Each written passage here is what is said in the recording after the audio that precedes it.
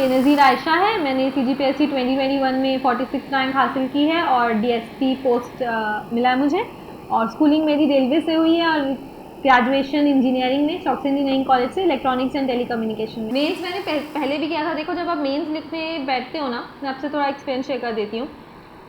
आपको ये बात सबने बोली होगी, जब आप CGPSC का मेंस लिखते हो तो आपको सिर्फ पॉइंट्स में लिखना है, कहीं पे भी आप पैराग्राफ्स नहीं यूज़ करेंगे, आपको पॉइंट्स में लिखना है। ये मैंने अपने पहले मेंस में भी किया था, ये मैंने दूसरे मेंस में किया था। दूसरे मेंस में मैंने जो चीज़ें सुधारी थी वो ये थी कि मैंने पहले हेडलाइन दे दिया और उसके अंदर कंटेंट लिखा, है ना। उससे क्या होता है कि जब आप पहले वाले में मैंने क्या किया था, सीधा एरो डाला और पॉइंट लिख दिया। तो आप ऐसे लिख देते हो आंसर, तो क्या होता है ना, आपको जो चीज़ें अंडरलाइन करनी होती है ना, वो अनबैलेंस हो जाती है। मतलब कहीं पहले पे है, कहीं बीच में है, और कई बार आप ढूंढ नहीं पाते हो कि आपका इंपॉर्टेंट पॉइंट कौन सा था जिसको आप अंडरलाइन करना चाह रहे थे। वो गलती होती है ना। तो यहाँ पे मैंने कोशिश किया कि मैं पहले ही लिख दूँ हेडलाइन कि मुझे क्या लिखना है अंडर कंटेंट, और उसको अंडरलाइन कर दिया। ठीक, पर ये जो बेसिक चीज़ थी मैंने की थी। इंटरव्यू, मुझे पता था मैं पिछली बार बहुत पैनिक कर गई थी, तो इस बार मैंने अपने आप को थोड़ा सुधारा। मैंने अपने इंटरव्यू की तैयारी की थी, जैसा यहाँ पे भी मुझे सर लोगों ने बोला था। मैं रोज़ 15 to 20 मिनट मिरर के सामने बैठ के प्रैक्टिस करती थी। मैं रोज़ करती थी, क्योंकि मेरा पहला इंटरव्यू बिगड़ गया था। ठीक है, मतलब मैं इतनी अंडर कॉन्फिडेंट पर्सन नहीं हूँ कि मैं इतने ऐसे सिचुएशन में पैनिक कर जाऊँ, बट मैं वहाँ बहुत ज़्यादा डर गई थी। तो मैंने मिरर के सामने बैठ के बहुत प्रैक्टिस किया था।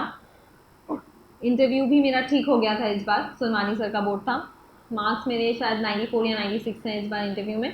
बस यही है कि आप जब, अच्छा एक चीज़ मैं और आपसे बताती हूँ मेंस का। जब आप मेंस लिख रहे होते हैं, पर जब आप मेंस लिखते हो ना, के पास 3 घंटे होते हैं, बहुत सारे क्वेश्चंस होते हैं। ठीक है, ऐसा नहीं है कि पेपर कंप्लीट नहीं किया जा सकता, पेपर आराम से कंप्लीट हो जाता है। बट जब आप पेपर लिखने बैठो तो आपके माइंड में ये होना चाहिए कि 3 घंटे में मुझे पेपर कंप्लीट करना है। उस समय और कुछ नहीं चलना चाहिए। जब आप पेपर लिखने बैठे हो, आप क्लासरूम में पहुंच गए हो, ये नहीं चलना चाहिए कि ये क्वेश्चन आ जाएगा या मैं 15 मिनट पहले ये रिवाइज कर लेता हूँ। नहीं, बंद करो। एक रात तक पहले तक जितना पढ़ना था पढ़ लिए, किताब बंद करो।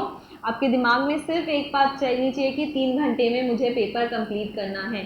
आपके पास कितना भी नॉलेज हो, अगर आप उसको नहीं लिख पा रहे हो पेपर में, कोई फ़ायदा नहीं है उस चीज़ का, है ना। क्रिएटिविटी वहीं दिखानी है जहाँ ज़रूरी है। पूरे आंसर शीट में फ्लो चार्ट्स, डायग्राम्स बनाने की कोई ज़रूरत नहीं है। जहाँ बहुत ज़्यादा ज़रूरत लगता है कि हाँ यहाँ मैं बना दूंगी तो अच्छा लगेगा, वहीं बनाओ। पहला आपको यही करना है कि पेपर कंप्लीट करो। पेपर छूट गया तो आपको बहुत दुख होगा, क्योंकि वो जो थोड़े बहुत मार्क्स होते हैं ना, वो आपके रैंक को डिसाइड करते हैं, है ना। तो पेपर कंप्लीट करना है, पेपर कंप्लीट हो जाता है। एक स्ट्रैटेजी जो मैं अपनी यूज़ करती हूँ, मैं आपको बता देती हूँ। मैं स्कूल टाइम से ही मेरा ये फोकस रहा है हमेशा कि मैं कभी भी 3 घंटे को फॉर ग्रांटेड लेके नहीं चलती हूँ। आपके पास कम से कम 20 मिनट होना चाहिए, आप अपने पेपर के से वापस गो थ्रू हो सको। वो सफिशिएंट टाइम आपको रखना ही पड़ेगा, है ना। कि मतलब कहीं आपसे कोई पेज एक साथ 2 पेज पलट गए हो हड़बड़ी में, अगर आपके पास टाइम नहीं है तो आप वो पेज को देख ही नहीं पाओगे वापस।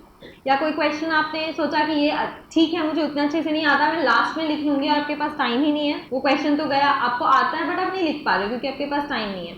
आपके पास टाइम होना चाहिए। तो जब आप पेपर देने बैठे तो 3 घंटा नहीं है आपके पास, आपके पास सिर्फ 2.5 घंटा है। चलो 10 मिनट ऊपर ले लो, 2 घंटा 40 मिनट, हो जाएगा पेपर, सही में हो जाएगा। मैंने लिखा है, हो जाता है। बस थोड़ा घर में राइटिंग की प्रैक्टिस करना, ठीक है। कभी भी टाइम को फॉर ग्रांटेड नहीं लेना। ऐसा नहीं होना चाहिए कि आपसे आपका टीचर पेपर छीन रहा है और आप दे दो मैम लाइन खींच देता हूँ करो। ऐसा नहीं होना चाहिए। आपके पास कम से कम इतना टाइम होना चाहिए कि आप पेपर से एक बार गो थ्रू हो सको। अब गो थ्रू होने का मतलब ये नहीं होता ना कि लाइन टू लाइन रीड कर रहे हैं, ये नहीं करना है। गो थ्रू होने का मतलब है एक बार आप देख लो कि कहीं आपसे एक साथ 2 पेज ना पलट गए हो, या आपको कोई चीज़ इंपॉर्टेंट अंडरलाइन करनी है तो आप वो कर सको, या कुछ ऐसी चीज़ जो आप बाद में लिखना चाह रहे थे, अपनी जगह छोड़ी हुई है, आप नहीं लिख पा रहे हो। तो ये सब चीज़ें, इसके लिए आपके पास कम से कम 10-15 मिनट होना चाहिए। ये आप दिमाग में लेके चलेंगे, ठीक है। कभी भी ये मत करना जब पेपर लिखते हैं कि मैं पहले 15 मार्क्स के क्वेश्चन अटेम्प्ट कर लेता हूँ, फिर 10 मार्क्स से करूँगा, फिर 8 मार्क्स से करूँगा, फिर ऐसा नहीं। पेपर को ऐसे डिवाइड नहीं करना। पहले पेज से लिखना शुरू करना 2 नंबर के क्वेश्चन से, ठीक है। 2 नंबर में आपको 2 ही नंबर मिलने हैं, वो भी नहीं मिलेंगे। 1.5 मिल गए तो बहुत बड़ी बात है, ठीक है। तो उसमें आपको मतलब आपको जो फ्लो में आ रहा है, आपको क्वेश्चन देखने के साथ समझ आया, लिखो। कि जब तक आप लास्ट पेज में पहुंचोगे आपकी फ्लो बन चुकी होगी आंसर्स लिखने की। ऐसा कभी नहीं करना कि मैं पहले ज़्यादा मार्क्स की क्वेश्चन अटेम्प्ट कर लेती हूँ और लास्ट में फिर 2-2 नंबर के करूँगी, 2 नंबर के छूट गए तो दुख नहीं होगा, होगा भाई, बहुत दुख होगा 2 नंबर का भी छूटेगा तो हमेशा पहले पेज से शुरू करना और लास्ट पेज तक जाना, ठीक है। हाँ, आप ऐसा डिवाइड कर सकते हो कि जैसे मैंने साइंस के पेपर में किया था कि मैं पहले पेपर पार्ट 1 और पार्ट 3 कर देती हूँ, क्योंकि उसमें 75 मार्क्स है, मैथ्स के पार्ट 50 मार्क्स है और मैं इंजीनियरिंग की हूँ तो मुझसे बन जाता वो। तो मैंने मैथ्स को लास्ट में अटेम्प्ट किया था क्योंकि मुझे उसमें ज़्यादा समय नहीं लगना था, पर लिखने में थोड़ा समय लगता है ना, आपको मैथ्स बनाने में उतना समय नहीं लगता जितना आपको आंसर्स लिखने में लगता है, वैसा आप कर सकते हो। बट अदरवाइज ऐसे आंसर पेपर को मत डिवाइड करना कि पहले 15 नंबर के बना लेते हैं फिर 10 नंबर के लिखेंगे फिर 8 नंबर के, ये स्टूपिडिटी होती है ना, कई बार आप ऐसे चक्कर में कुछ आंसर छोड़ ही दोगे। इसके अलावा ऐसे जब आप लिखो तो हेडलाइंस देना अच्छे से, अंडरलाइन मतलब पॉइंट वाइज लिखना, ऐसे लिखोगे तो मेंस की तैयारी कर रहे हैं चलिए तो मेंस, हाँ तो मेंस में यही है, बस पॉइंट्स में लिखना। आंसर राइटिंग बहुत इंपॉर्टेंट है। देखो करंट अफेयर्स तो आपको रोज पढ़ना पड़ेगा, न्यूज़पेपर रोज पढ़ो, है ना, बट यहाँ ये प्रॉब्लम है ना कि न्यूज़पेपर में जो कंटेंट्स होते हैं, जो इंपॉर्टेंट कंटेंट होता है उसको वो लोग एकदम छोटा छोटा सा देते हैं, है ना, जिसको आपको ढूंढना पड़ता है, और जो अननेसेसरी कंटेंट्स होते हैं जिसका आपका कोई लेना देना नहीं है, वो इतना बड़ा बड़ा हेडलाइंस बना के देते हैं कि आप उसी में उलझ के रह जाते हो। इसके अलावा भी आप देखते होंगे ना, कोई कई तो टेलीग्राम चैनल्स हैं वो लोग हेडलाइन स्पेशल निकाल के दे देते हैं, उसको पढ़ लिया करो। और इंडिया के न्यूज़ के लिए भी बहुत सारे चैनल्स तो हैं ही, न्यूज़पेपर तो डेली पढ़ो। तो ऐसी चीज़ों को फाइंड आउट करो जो आपको याद रहे और आपको लगता है ये एग्जाम में आ सकता है या ये आपके सब्जेक्ट से रिलेटेड है ना, क्योंकि क्वेश्चन पूछने के चांसेस भी वहीं से होते हैं। अननेसेसरी क्वेश्चन ना, जैसे इस तारीख को कहाँ गए थे, उस तारीख को कहाँ गए थे, ये वाले क्वेश्चंस करने के नहीं होते, ये आपको छोड़ना है, तो ये सब नहीं करने। इंपॉर्टेंट जैसे कुछ जैसे किसी खेल वेल के तो आपको करने हैं, वो रट लेना। मिलिट्री एक्सरसाइजेस जो होते हैं इंडिया के वो रट लेंगे। अब देखो जैसा ना एक चीज़ इंपॉर्टेंट जो हो रही है, पिछले 2 साल से पेपर का पैटर्न बदला है। अगर आप पढ़ रहे होंगे, मतलब आपने पिछले साल के पेपर्स इवेल्युएट किए होंगे तो आपको समझ आ रहा होगा कि पेपर का पैटर्न बहुत ज़्यादा बदला है ना। तो आपके जो पेपर आ रहे हैं प्री के, वो स्टेटमेंट वाइज होते हैं। तो पहले अपन क्या करते थे कि हाँ राफेल नडाल ने फ्रेंच ओपन जीता, हो गया खत्म। बट अब वैसा क्वेश्चन नहीं आ रहा है। राफेल नडाल ने, पहला क्वेश्चन आ जाएगा फ्रेंच ओपन राफेल नडाल ने जीता, कितने सेट्स में जीता, अपोज में कौन था, या फीमेल में इसने जीता, स्टेटमेंट वाइज आने लगे क्वेश्चन। तो आपको हर एक चीज़ पढ़ना है। आपको 2 स्टेटमेंट पता हो, तीसरा स्टेटमेंट पता ही नहीं है तो आपका तो क्वेश्चन गया। तो वैसे ही प्रिपेयर करना, ठीक है। सिर्फ करंट अफेयर्स ही नहीं, बाकी सब्जेक्ट भी, क्योंकि ज्योग्राफी से आप देख रहे हो फिजिकल ज्योग्राफी से क्वेश्चंस उठा रहा है ना। पॉलिटी तो फिर है ही माशाल्लाह अच्छी चीज़। तो ऐसे क्वेश्चंस हिस्ट्री में भी आप देखें, इस साल के जो क्वेश्चंस आए थे हिस्ट्री के, हार्ड क्वेश्चंस नहीं थे, बट क्योंकि वो स्टेटमेंट में थे ना, तो ऐसा हो रहा था कि आपको 2 स्टेटमेंट्स याद आ रहे थे, तीसरा नहीं याद आ रहा था कि ऐसा हुआ भी था या नहीं हुआ था, या इसी साल को हुआ था या नहीं हुआ था, है ना। तो ये चीज़ें जब आप प्रिपेयर करो तो आप स्टेटमेंट्स को एकदम हर एक चीज़, जो ईयर है ना हिस्ट्री में, जैसे ईयर्स बहुत इंपॉर्टेंट हो गए। तो पूछा था शायद, कौन सा वाला क्वेश्चन था, वास्को डी गामा से रिलेटेड कोई क्वेश्चन था ना, उसमें पूछ दिया था 1501 में वो दोबारा आए थे। अब हमको थोड़ा ना, हम इतना डिटेल में नहीं पढ़ते कि वो कौन से ईयर में वापस आए थे, तो पूछ दिया भाई कैसे जाने। तो ये सब चीज़ें आप थोड़ा फोकस करो और उसको याद रखो। देखो जब आप प्री की तैयारी कर रहे हो तो आपको ऑथेंटिक बुक्स पढ़ने हैं, ठीक है, कोई भी बुक उठाकर नहीं पढ़ना, है ना। यहाँ पे बहुत सारी बुक्स मिलती हैं, यहाँ छत्तीसगढ़ में बहुत पॉपुलर है, ठीक है, कोई भी बुक्स पढ़ो, ऑथेंटिक पढ़ना है। अगर आपको बुक्स नहीं समझ में आ रही है ना, तो आप उसको उस लैंग्वेज में कन्वर्ट करो। देखो बुकिश लैंग्वेज हमेशा नहीं समझ आती है। फिलॉसफी एक ऐसा सब्जेक्ट है जो हमेशा सर के पार ही जाना है। अब हमको क्या मालूम क्या सत्य है, क्या असत्य है, सब सत्य है, सब असत्य है हमको नहीं समझ आता ये सब, ठीक है। हमारे लिए तो सब जो हो रहा है सब सत्य ही है भाई। तो मैंने फिलॉसफी के लिए यही किया था कि मैंने वो 1 महीना यूटिलाइज किया, और जो भी मेरे टॉपिक्स थे मैंने अपने नोट्स बना लिए, पॉइंट टू पॉइंट, जितना मुझे लिखना है, जितना मुझे समझ आता है। और मेरे को वो चीज़ फायदेमंद रही। मेरे पहले पेपर में मेरे को फिलॉसफी में 126 मार्क्स आए थे, पेपर 6 में मेरे को वो चीज़ फायदेमंद रही। तो आप अपना नोट्स बनाएंगे।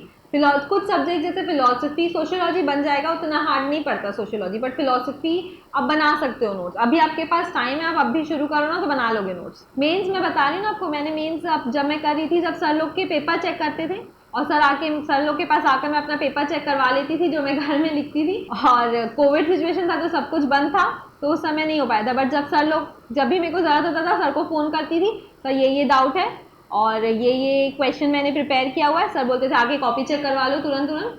सर क्वेश्चन बता देते थे, ये प्रिपेयर करना है, ये क्वेश्चन करने हैं, मैं आके कर लेती थी। तो आपको क्या करना है, आपको अपने ही वर्ड्स में, आपको इजी से इजी लिखना है, आपको भी समझ आए आप क्या लिख रहे हो और पढ़ने वाले को भी समझ आए आप क्या लिख रहे हो, ठीक है। तो अपने वर्ड्स में कर सकते हैं, मैं तो वही करती हूँ, मैंने कभी भी बुकिश लैंग्वेज में आंसर्स नहीं लिखे हैं, बहुत ज़रूरी है भाई बहुत ज़्यादा ज़रूरी है। देखो आपका लैंग्वेज वाला पेपर छोड़ दो, ऐसे करंट अफेयर्स है, ठीक है।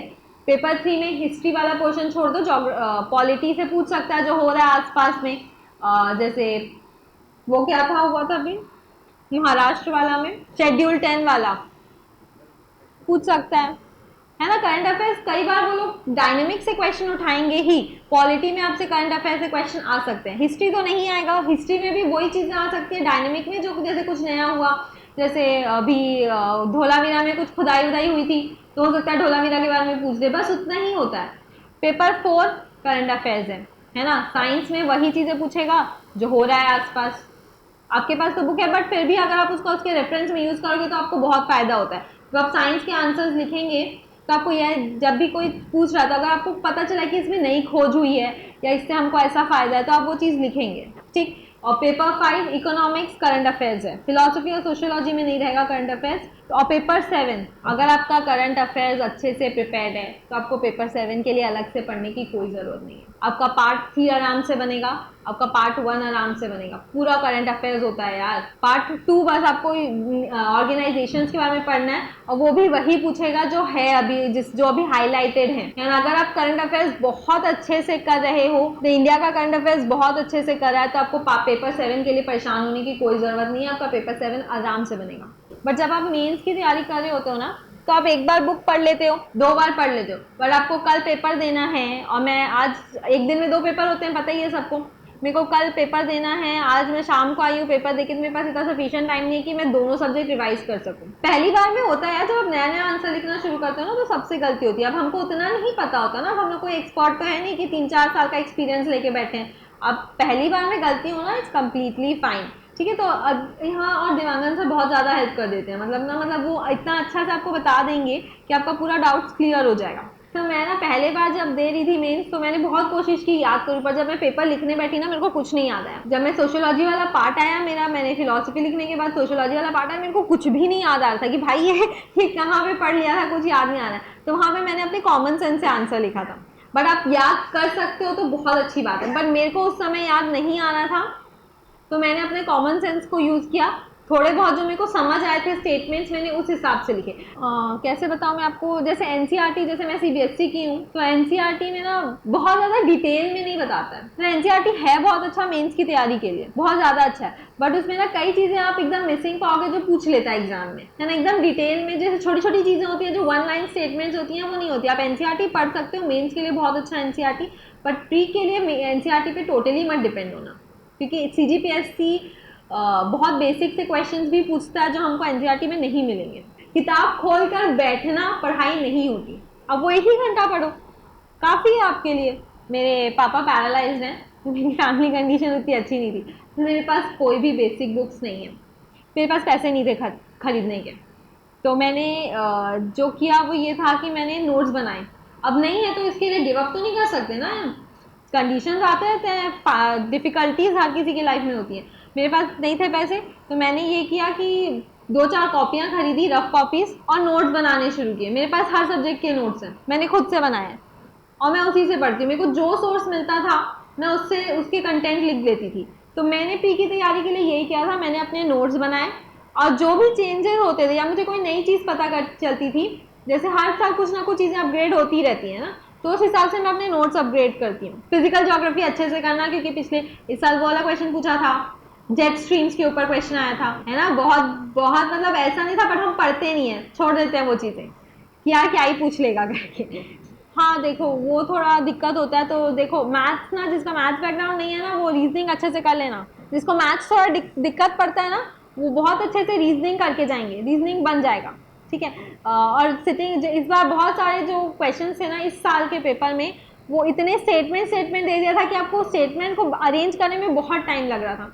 तो इस तरह के क्वेश्चंस बहुत प्रिपेयर करना कि ये रो है, ये सर्कल है, यहाँ वो बैठा है, वहाँ वो बैठा है, ये सब अच्छे से कर लेना, ठीक है। रीजनिंग बहुत, जिसको मैथ्स नहीं आता वो मतलब जिसका मैथ्स बैकग्राउंड नहीं है वो रीजनिंग बहुत अच्छे से करके जाएंगे। और छत्तीसगढ़ का ग्रामर वाला जो पोर्शन होता है ना, कहावतें, मुहावरे, ये सब रट लेना, हो जाता है। आपको सिर्फ 33% मार्क्स तो चाहिए यार। अगर जनरल में हो तो 66 मार्क्स चाहिए और कैटेगरी के हो तो 33 मार्क्स चाहिए, है ना? तो इतना तो निकाल ही लोगे। हाँ, बट इसका ये मतलब नहीं ना कि मेरे को 33 मार्क्स चाहिए तो मैं सिर्फ 30 क्वेश्चन अटेम्प्ट करके आ जाऊँ। ये रिस्क लेने वाला काम होता है। कम से कम 40 क्वेश्चन अटेम्प्ट करोगे आप लोग। इतना अटेम्प्ट करना कि अगर कहीं पे बीच में कुछ गलती भी हो जाए ना तो आपका कवर अप हो जाए। सिर्फ एग्जैक्ट उतने क्वेश्चंस मत अटेम्प्ट करके आना, क्योंकि मेरे एक दोस्त के साथ ये चीज हो चुका है। बेचारे का पहला पेपर निकल रहा था, दूसरा नहीं निकला।